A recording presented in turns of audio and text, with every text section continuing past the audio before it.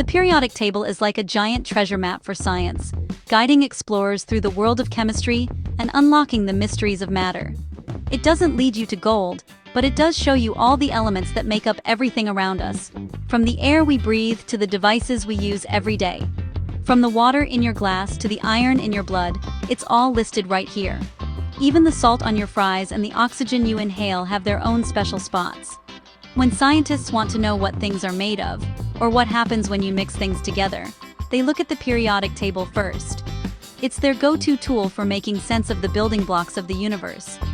It's not just a boring chart. The periodic table is a masterpiece, carefully arranged to show the patterns hiding inside the elements. Each row and column tells a story about how elements behave and interact. Think of it as a secret code. The more you learn, the more secrets it reveals. It's like unlocking new levels in a game, where every discovery leads to even more fascinating questions. For example, did you know that elements in the same column often behave in similar ways? They're grouped together because they share special properties, almost like siblings in a family. It's like a family reunion, but with more explosions and surprising reactions that make chemistry so exciting to watch. Dmitry Mendeleev, a brilliant Russian scientist, invented the periodic table back in 1869. He saw patterns where others saw chaos. He arranged the elements like puzzle pieces, leaving empty spots for elements that hadn't even been discovered yet. It was a bold move that changed science forever. Spoiler alert, he was right. Over time, those missing pieces were found, just as he predicted. Later, scientists filled in those blanks, proving the table's power and showing how science builds on the ideas of the past. So why should you care about the periodic table? Because it's not just for scientists, it's for anyone who's ever wondered what the world is made of. Because it's the cheat sheet for understanding how our entire universe works. From the tiniest atom to the largest star, it all connects back to this table. Trust me, this table is far from ordinary. It's the ultimate guide to the wonders of science, and your journey with it is just beginning. Let's meet some of the periodic table's most interesting and unique families, each with their own personalities and quirks. First up, the noble gases.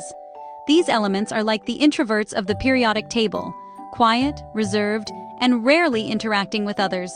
This group includes helium, neon, and argon, among others. They almost never mix with other elements. Why? Their electron shells are already full and stable, so they're perfectly content to just chill out and watch the action from the sidelines. Next, let's talk about the halogens. These are the drama queens of the table, always looking for excitement and a little bit of chaos. Fluorine and chlorine are two of the most well-known halogens. They're super reactive because they're just one electron short of being happy, so they're constantly seeking out new partners to bond with. If they could swipe right on the alkali metals, they totally would. Together, they make a perfect match. Metalloids are the table's middle children. They're not quite metals and not quite non-metals, living in the gray area between the two. Silicon and boron are famous examples, and they have some pretty cool properties. You'll find metalloids in computer chips, glass, and even in solar panels, helping power our modern world. They like to keep everyone guessing, sometimes acting like metals, sometimes like non-metals. Alkali metals are the rebels of the periodic table. They're found in the very first column and include sodium and potassium. These metals are soft, silvery, and love to react, sometimes a little too much. Sometimes they even explode in water, creating a spectacular reaction that's both fascinating and dangerous. If you want a real science show, grab some alkali metals, but definitely leave that to the professionals with all the safety gear. Last but not least, transition metals fill the table's middle.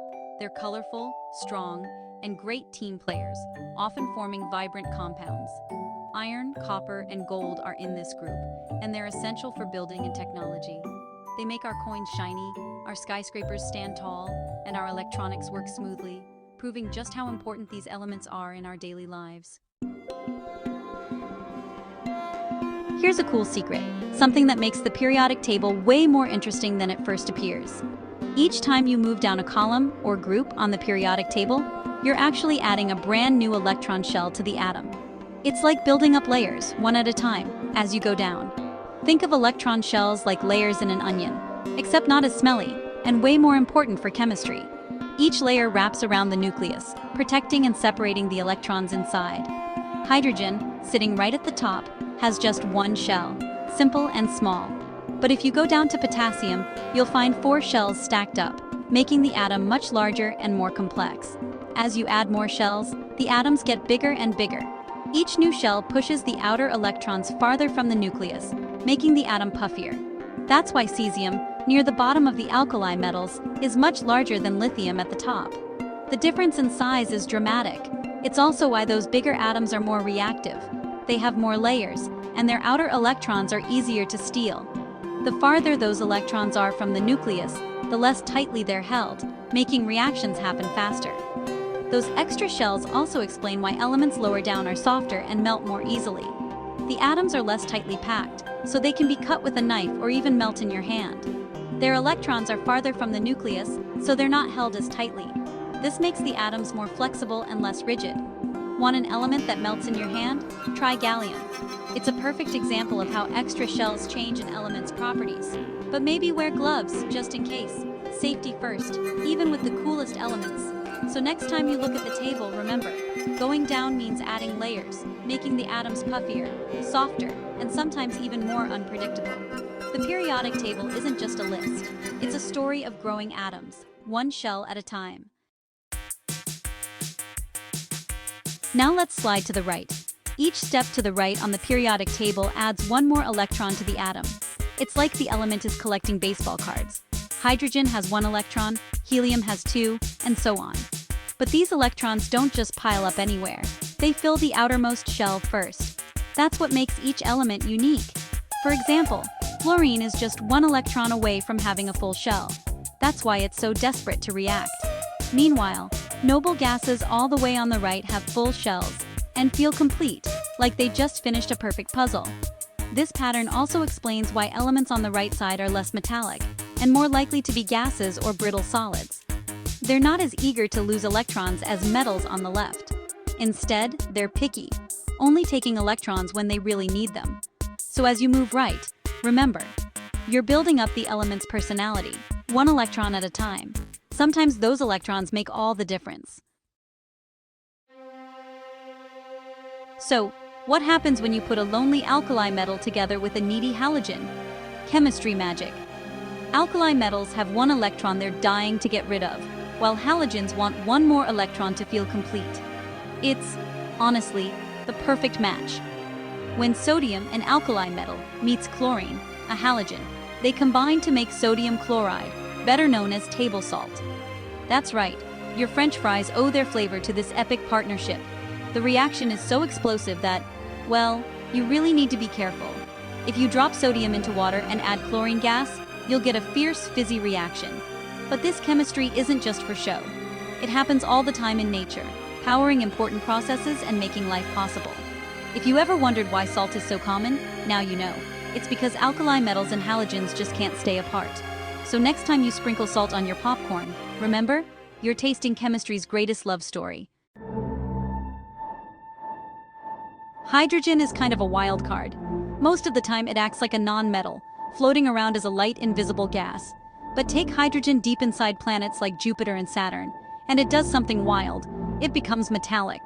Under the huge pressures found in gas giants, hydrogen atoms squeeze together so tightly that their electrons start to behave like those in a metal. This metallic hydrogen can conduct electricity, and scientists think it might even be responsible for Jupiter's powerful magnetic field. It's like hydrogen has a secret superhero identity. Out in the open, it's shy and quiet. Under pressure, it turns into a shiny, super strong metal. Talk about a plot twist. So, if anyone tells you hydrogen is boring, just tell them about its interplanetary secret life. Not many elements can say they're both a gas and a sort of metal. Let's talk about the lanthanides, sometimes called the rare earth metals. They sit in a special row at the bottom of the periodic table. You might think they're rare, but surprise! Some are more common than silver. They're just a bit shy, often hiding deep underground. Lanthanides are soft, silvery, and can be cut with a butter knife. Seriously, try that with iron and you'll need a new knife. They're also easily shaped, which makes them super useful in technology. Your phone's screen, LED lights, and even hybrid cars rely on these elements. What makes lanthanides really cool is how they light up. Some glow in the dark, others help make powerful magnets. Without them, your favorite gadgets wouldn't be nearly as fun or as shiny. The next time you use your phone or watch TV, thank the lanthanides for making modern life brighter and more colorful. Who knew soft metals could be so strong in the tech world? Now, for the wild side of the periodic table, the actinides. These elements are found in the row below the lanthanides. They're famous for being radioactive, which means their atoms are always falling apart and releasing energy. That's both cool and a little scary. Some actinides, like uranium and thorium, are found in nature. Others, like americium and einsteinium, are mostly made in labs. Actinides are used in nuclear power plants, smoke detectors, and even space probes. Just don't keep them in your pocket. Because actinides are so unstable, they can be dangerous. They give off radiation, which is great for powering rockets, but not so great for your health. That's why scientists handle them with special gear and lots of caution. So actinides are the rock stars of the table. Brilliant, powerful, and a little bit reckless. Handle with care.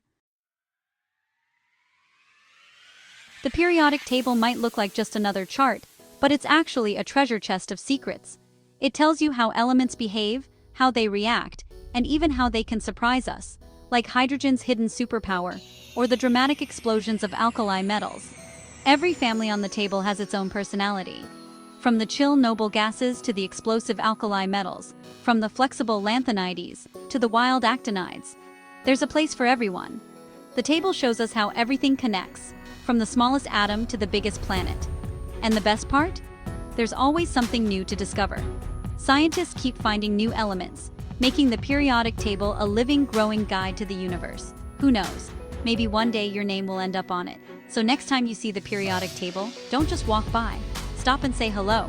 There's a whole world of secrets waiting for you to explore.